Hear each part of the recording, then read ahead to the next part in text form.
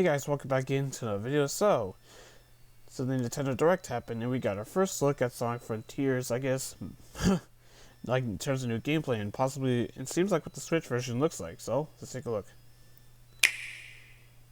Sonic's latest action-adventure kicks off on the vibrant Starfall Islands, home to a mysterious civilization.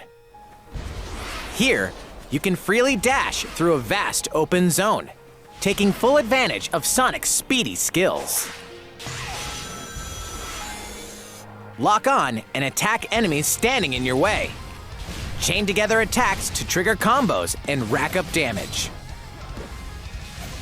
With good timing, you can even deflect enemy attacks. Acquire skills to bolster Sonic's arsenal of moves.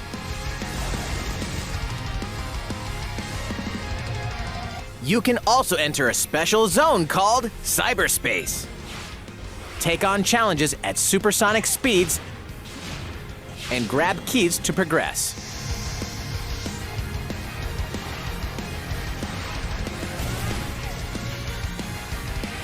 What awaits Sonic on these strange islands? Sonic Frontiers dashes onto Nintendo Switch this winter. So, what did you guys think?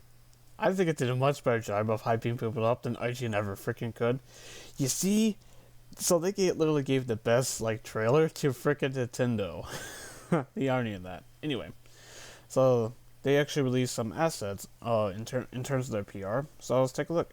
So this is the key art they released for the game, and I gotta say, this looks great. This looks hard as hell, in a good way, I mean, because this looks freaking fantastic.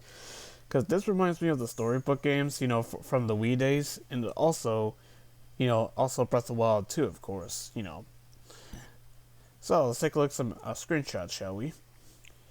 So we've seen this before. IGN actually used it for the thumbnail for their world premiere gameplay showcase. So nothing too special. So here's a new one. An actual new one where we get a better look at one of the enemy types we'll be fighting in the game. So I gotta say, I kind of like this design, so I really like it. So we got one more. So and it looks like like a more sunsetting set, in terms of the day-night cycle. So and we kind of see those pyramid structures we've seen in the past. So interesting nonetheless. And as you can see in the trailer, as the narrator said, we actually got our very first look at CyberSpace, which was pretty darn cool, mind you. So which was the more traditional, high-speed 3D Sonic stages. So here we go. I know what people are thinking. Oh, reusing assets. Not necessarily, because Green Hill was in Forces, but it didn't use that robo design like it does here. So not exactly reusing assets as people were theorizing over the weekend. So no, nice try. I don't think so. It's not reusing assets. I don't think so. And I know people say, "Oh, you're doing Green Hills," but here's the thing, though, because we've actually heard murmurs about Sonic losing his memory in the story.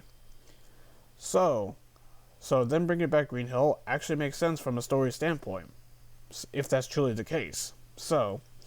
And this not me damage controlling, because I'm tired of Green Hill personally, because I think it's been overdone the last few games, but in this context, it actually makes sense with Sonic losing his memory. So that actually makes a whole ton of sense.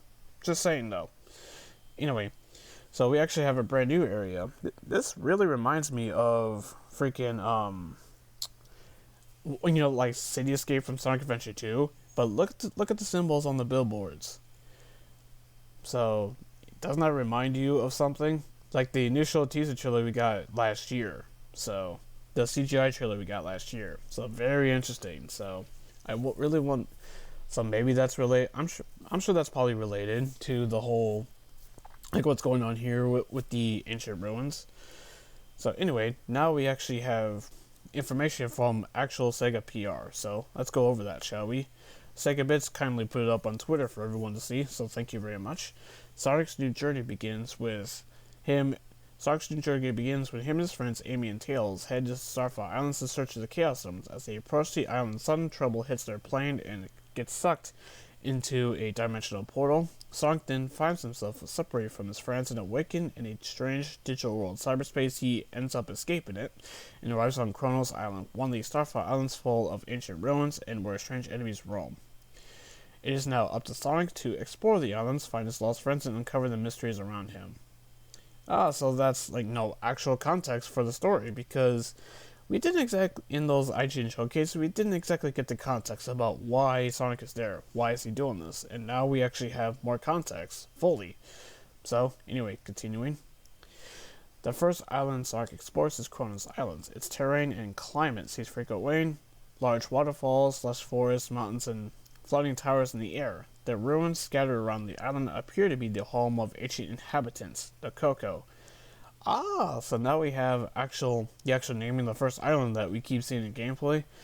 And also, there's actually, some kind of civilization on this island specifically called the Cocos. So very curious. Maybe each island has a new civilization, maybe. And maybe actual NPCs, maybe. Who knows? Time will tell, That would be pretty exciting, not gonna lie. So, experience exciting combat, puzzles, side quests, cyberspace, and conversation with characters across the island in order you'd like to match your playstyle. So the literal definition of an open world game. So, the usual side quests, so hopefully they aren't just filler, hopefully, so, hopefully. And so the playstyle, they mentioned two different playstyles in the past, because there's the high speed, and there's the action, the action stages. The action stages is like that's like for more newer players to the franchise, and the high speed is like for veterans to the franchise like myself. So anyway, the Starfire Islands are home to strange creatures Sonic has never encountered before. Players will need to make the use of the all-new battle system and abilities to take down these strange new foes. First up, we have Soldier. We've seen the screenshot previously in this video. Soldier, this enemy spawns in groups, attacks in shabby motions with both hands. As we can see, not this one, but in previous gameplay that we've seen. Next up, we have Cyclone, a floating enemy causing damage with attacks and appear as electric tornadoes. And next, Banger, a wheel-like enemy that rushes towards Sonic once he is detected and attacks at high speeds if provoked. Maybe that's why in the initial IGN showcase that we got, maybe that's why the Cyclone didn't attack him, because Sonic didn't technically provoke him, technically. I know I'm trying to make sense because it's, IGN. But anyway, continuing. Shell, an enemy protected by a hard shell that attacks at a distance with a boomerang type move. Sonic's attacks cannot penetrate the hard shell, but other methods such as side loop can catch this enemy off guard. And also Bubble, an enemy formed by a group of spheres that attack Sonic with electricity. So that would explain why you had to launch these, the first one I just mentioned, into the air, to expose it. So you can actually do damage. Electricity, yes, that's kind of straightforward, pretty straightforward. They're bundled together. He essentially kind of had to, destroy them one by one, pretty much, and to eventually expose the core of it and take it out. Makes sense. So, Ninja, an enemy with high-speed attacks reminiscent of the fighting style of its namesake. Can block incoming attacks and strike with shadows of itself. Ooh, very interesting. And Tower, an enemy composed of various stacked parts. Its weakness is at the top of its head, so Sonic will need to figure out how to destroy each stack to get to it. Okay, the name speaks for itself. You have to climb it, literally, to get to its weak spot, which is its head. So, kind of makes sense. Makes a lot of sense, though. Anyway, Ashura, a large enemy that looks like a tall building. Yeah, no shit. Run up the arm it throws down to find its weakness at the top and attack. So you remember that AI thing, that AI girl we kept hearing about in leaks? Well, turns out that part was actually real too. And here she is. Her name is Sage, a mysterious girl that appears across the Starfire Islands throughout the story. She cautions Sonic to leave the islands despite his mission to find and save his friends.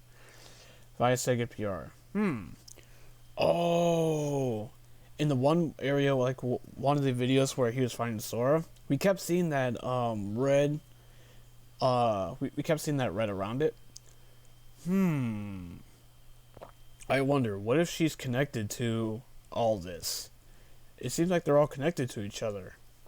Very interesting. So, anyway, so of all this information, yeah, my hype is definitely jumped, made me even more excited for this game because it actually looks really good. And considering the new gameplay footage that we've seen today for the Switch version, because that's what most likely is, I'd say it looks pretty darn good for the Switch version. Hopefully, the performance of it, holds up. Hopefully, so but yeah, lots of new information. I'm very excited. So and like this trailer today did a lot more to get people excited for the game after after the mediocre showcase that IGN did. So I'd say that trailer did a lot more, did the game a lot more justice than IGN ever could. But hey, that's just me. So, and I'm sure a lot of people would agree with me on that. So, what did you guys think? Let me know down in the comment section below. If you like this video, hit the like button. And if you want to stick around to see more new videos, hit that subscribe button so you do not miss out on any more videos. And I'll see you all in the next video.